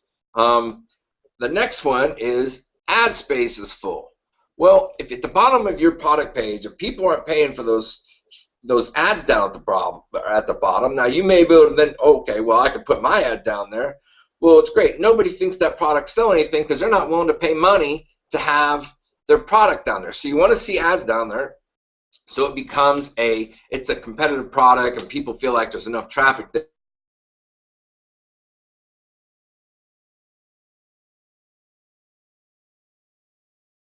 Exact, but if it makes sense that it kind of fits in there, then you want to do that. And you would like to see a couple products that don't score well, below 4.5. So on page 1, so you want to find out in your designated subcategory that you want to find a product that's below 4.5. So then you can make an improvement. Now, if there's ones at 3, but you want to at least find 2 of them that you hope have a lower category. At the bottom, you'll see I kind of outlined some of this stuff and gave you some examples and some definitions down here so you can use this. Now, here's the kicker in this, and I don't actually have it on here, but the thing that you should look for is when you add these up. Now, by the way, this is where I'm still having a problem. You're going to have to punch this in, but I guess you can add them up. So if you have a 0 here, and you have a 0 here, and a 0 here, my dog's barking. Got some people outside. So now you add this up, 10, 20, 30, 40, 50, 60. Well, 60, I think, is a little low. Now, that doesn't mean you can't sell that product. You could pick 60, but then the second test where you really define this product, deal. But so my number is if it's less than or more than 70. So you can have 3 of these categories missing out of there. Not BSR, not the first 2. But these other product categories, if it's not exactly the same, then you can add those things up. So I guess that's the IVT. Let me go back and unshare this screen. All right, so Jake's got one more thing, and we're going to get you guys out of here because it's maybe nice where you're at. Yeah, this is a Saturday afternoon. Man, I'm glad you guys are here, but wow, some people want to be outside. All right, so our 4th point on this 5 points today is how to sell your first product in a week. Go out right now. Go today. Get out when you get done today. Head to Target. Go to the clearance aisle. First of all, download the Sellers app. There's a Sellers app in the Play Store for Droid, and I'm sure there's. I don't have iPhone, but you get it in the iPhone app store and download it. It's a Sellers app which you can go in. It has a scanner on it. So you can go in and pick a product up off the shelf, hold it in front of the phone, and scan the barcode, and it'll bring it up on Amazon and tell you what it's selling for. You need to look at the BSR rating on it, make sure that it's not like at 120,000. And if you can buy something for $2 or $4 on clearance, and you see it selling on Amazon for $19.95 or $24.95, buy 1 or 2 of them, take it home, and list it. It'll already be listed on Amazon. So all you got to do is go into your seller's account and say, hey, I want to add a listing, and it'll ask you for the barcode. You put the barcode number in, and it'll bring up the listing. You don't have to do anything else because you can't. In fact, you really can't change that listing unless you've got some advanced variations on that product. But the listing is already there, and so you just add you're just adding yourself as another seller of that product.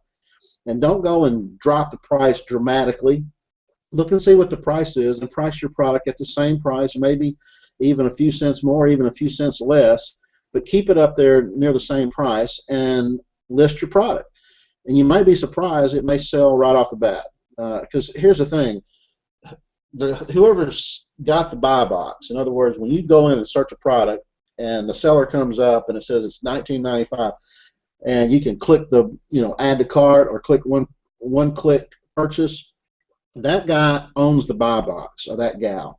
They have either the best rating and the lowest price, and they're FBA seller, etc. They're going to have the buy box. That doesn't mean you can't get the buy box. It just means that right now you don't have you don't have the same firepower as that person does. However, it also means that when you send your product into, or when you list the product, Amazon may look at where you're located, and somebody may be looking for that product, and they may let you have the buy box because of the algorithm may say, well, it's closer to this person, they can ship it faster, and they care about getting the best service. So that's how you do it. You just go in, just go get it done. Get a product up this week and give it a shot. If you haven't opened your account, go watch that video. Just don't forget to put that link in there, Rob.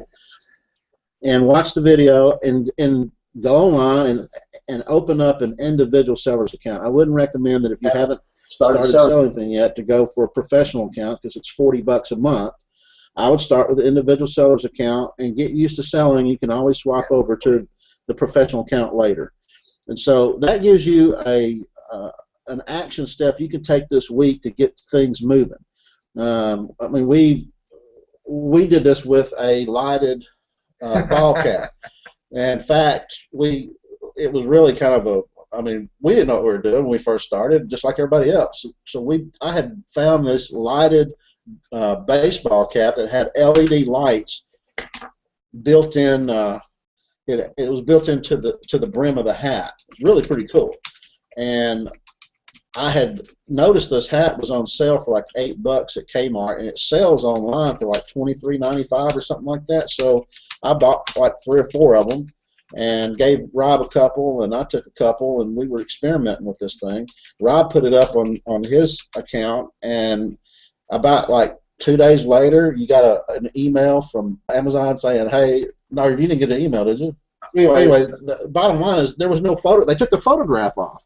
So the image that he used was not approved by Amazon. It must have not been a clear white background. Amazon wants a perfectly white background, and it wasn't, I guess, because we were doing like everybody else. We just took the picture from the manufacturer's page. And so it didn't even have a photograph. And I guess for 2 months we had that thing listed, and we just forgot about it. And then I'll let him finish the story up on that. So I call it the worst listing on Amazon. I think somehow, for some reason, Amazon ended up putting the picture out. And I'm telling you, I forgot it for 3 months. Now, the funny part is that we decided that we wanted to make it a unique product. So what we did was, Jake, we looked at it and we thought, well, we can use this for a grill light. Because, if you have this hat, it's just like my hat, and you had a little button here and the light shine down. And we thought, well, we'll list it as a grill light. So when you're grilling, you could put this on at night, and you could see the grill. So we listed it as that. But one of the mistakes we made was we went and copied the description of a grill light and put it in there, and we didn't take out all the stuff about the grill light, the one that you clipped on. So it was basically the wrong information. The description was horrible. Every single thing on earth that you could do wrong with the listing, we did. But guess what, guys? 3 months later, I get orders. As a matter of fact, I said, Jake, do you have this thing anymore? I tried to find one in my closet. We didn't even know where these things are because we didn't even think about it. Well, one day we sell one, and the next day we sell one. So we sell 2 of them in 2 days. So, hey, yes, by the way, I don't think it's Chuck. There is a XL version that I will send you. That's what that was. I'll send it to you. The only thing different is in the one I can send you right now, because like I said, that thing's not finished, is that there is, it just doesn't add them up. But guys, you can look at that thing. There's 10 categories. If it scores a 0, as long as you score above 70. Now that doesn't mean that's your exact product that you should be selling.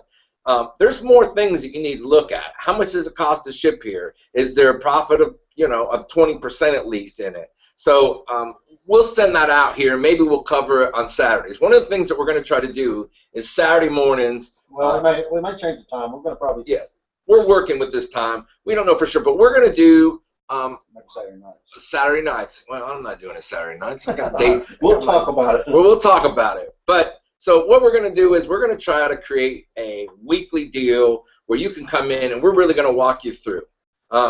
Jake and I have been throwing around an idea here, and what we're talking about doing is doing a private group in which we will walk through an entire process. So we're gonna go, we're gonna evaluate products, we're gonna search a product, then we're gonna go through and we're gonna source it, we're gonna get it delivered, we're gonna put it up online, we're gonna do a listing, we're gonna do every single thing. What now? We're gonna do pay-per-click, we're gonna do everything it takes to start a product. So then you can go back to this video. Now we'll have things like the IVT in there, and so that's why we're thinking about developing these things so that we'll have a private group that we all work on. You'll be able to communicate with us, and because what we're thinking about, because we may have 100 people in this, and they may go out and copy our deal. So we're going to charge. We haven't decided yet exactly what we're going to charge, and also when we do this, it would include the AmaSuite software with it. And if you've already purchased it, we would subtract that out or whatever. All right, hold on one second. Jake wants to say something. Yeah, so guys, the idea is to do a course, and an over-the-shoulder course where each week we would do a new webinar, and the next week the webinar would be the next step on the process. So if we go in and use the Azon Top 100 Analyzer and evaluate products this week, and then in between this week and next week, we might be putting out additional videos for this course where we've said, hey, we did some additional research, and here's what we found on the one that you guys voted on, and we're liking it. The next week we start talking about, okay, here's how we go to Alibaba, and so we actually see us go to Alibaba and start contacting the manufacturers. We'll put all the emails in there that we get back and forth, the different things that we come up with, the variables that we find, the options that we might be able to have, like the thicker plastic that Rob mentioned earlier. We do this each week. This may take us 6 to 8 weeks. We're not totally sure, but the course would run until we get the product online, and then once the product is actually online, we're going to take the pay-per-click campaign. We're going to get our reviews.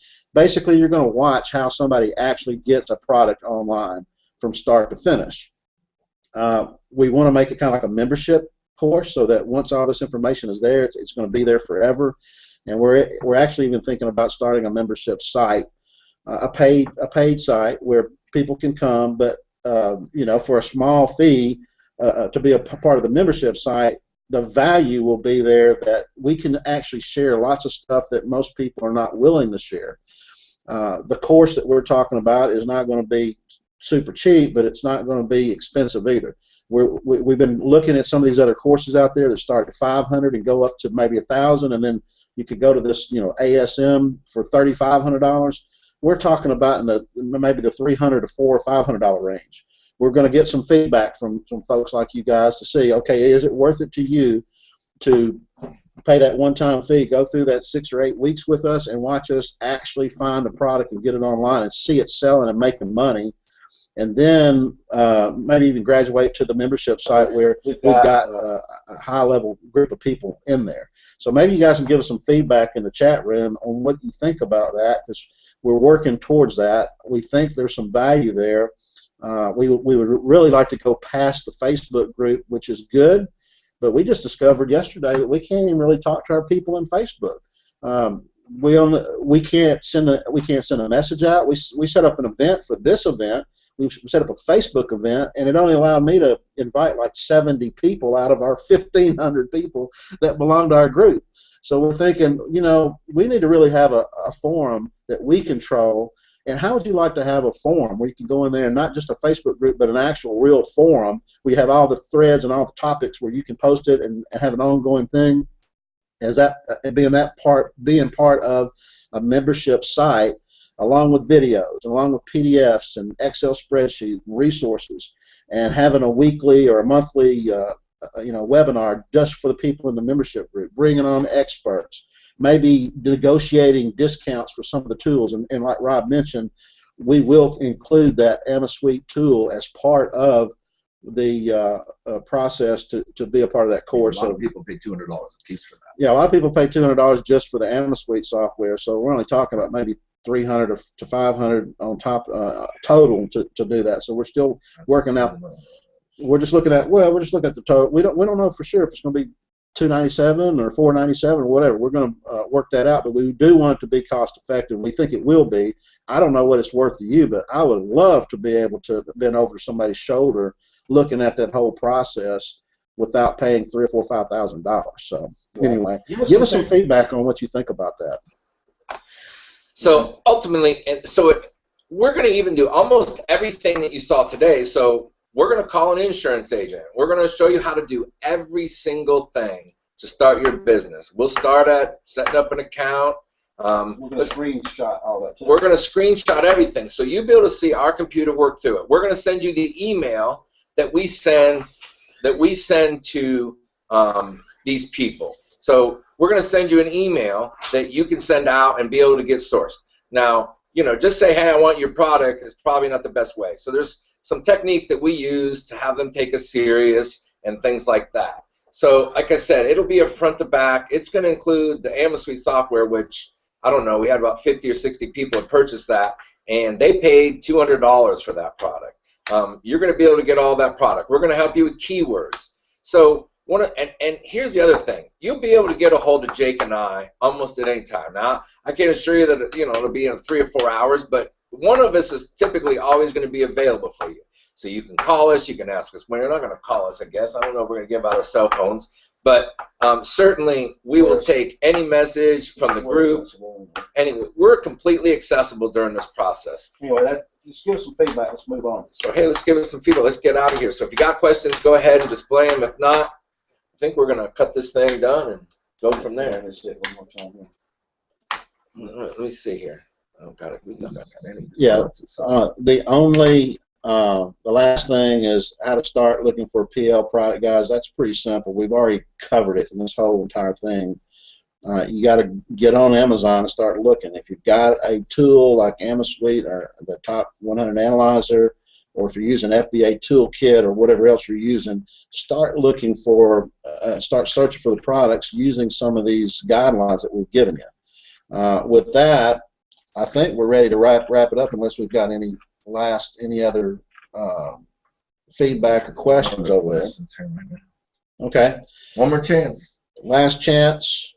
Going once. Going twice. Hey guys, we appreciate you being here. We'll see you guys on our regular webinar coming up this Thursday night. We'll have another guest.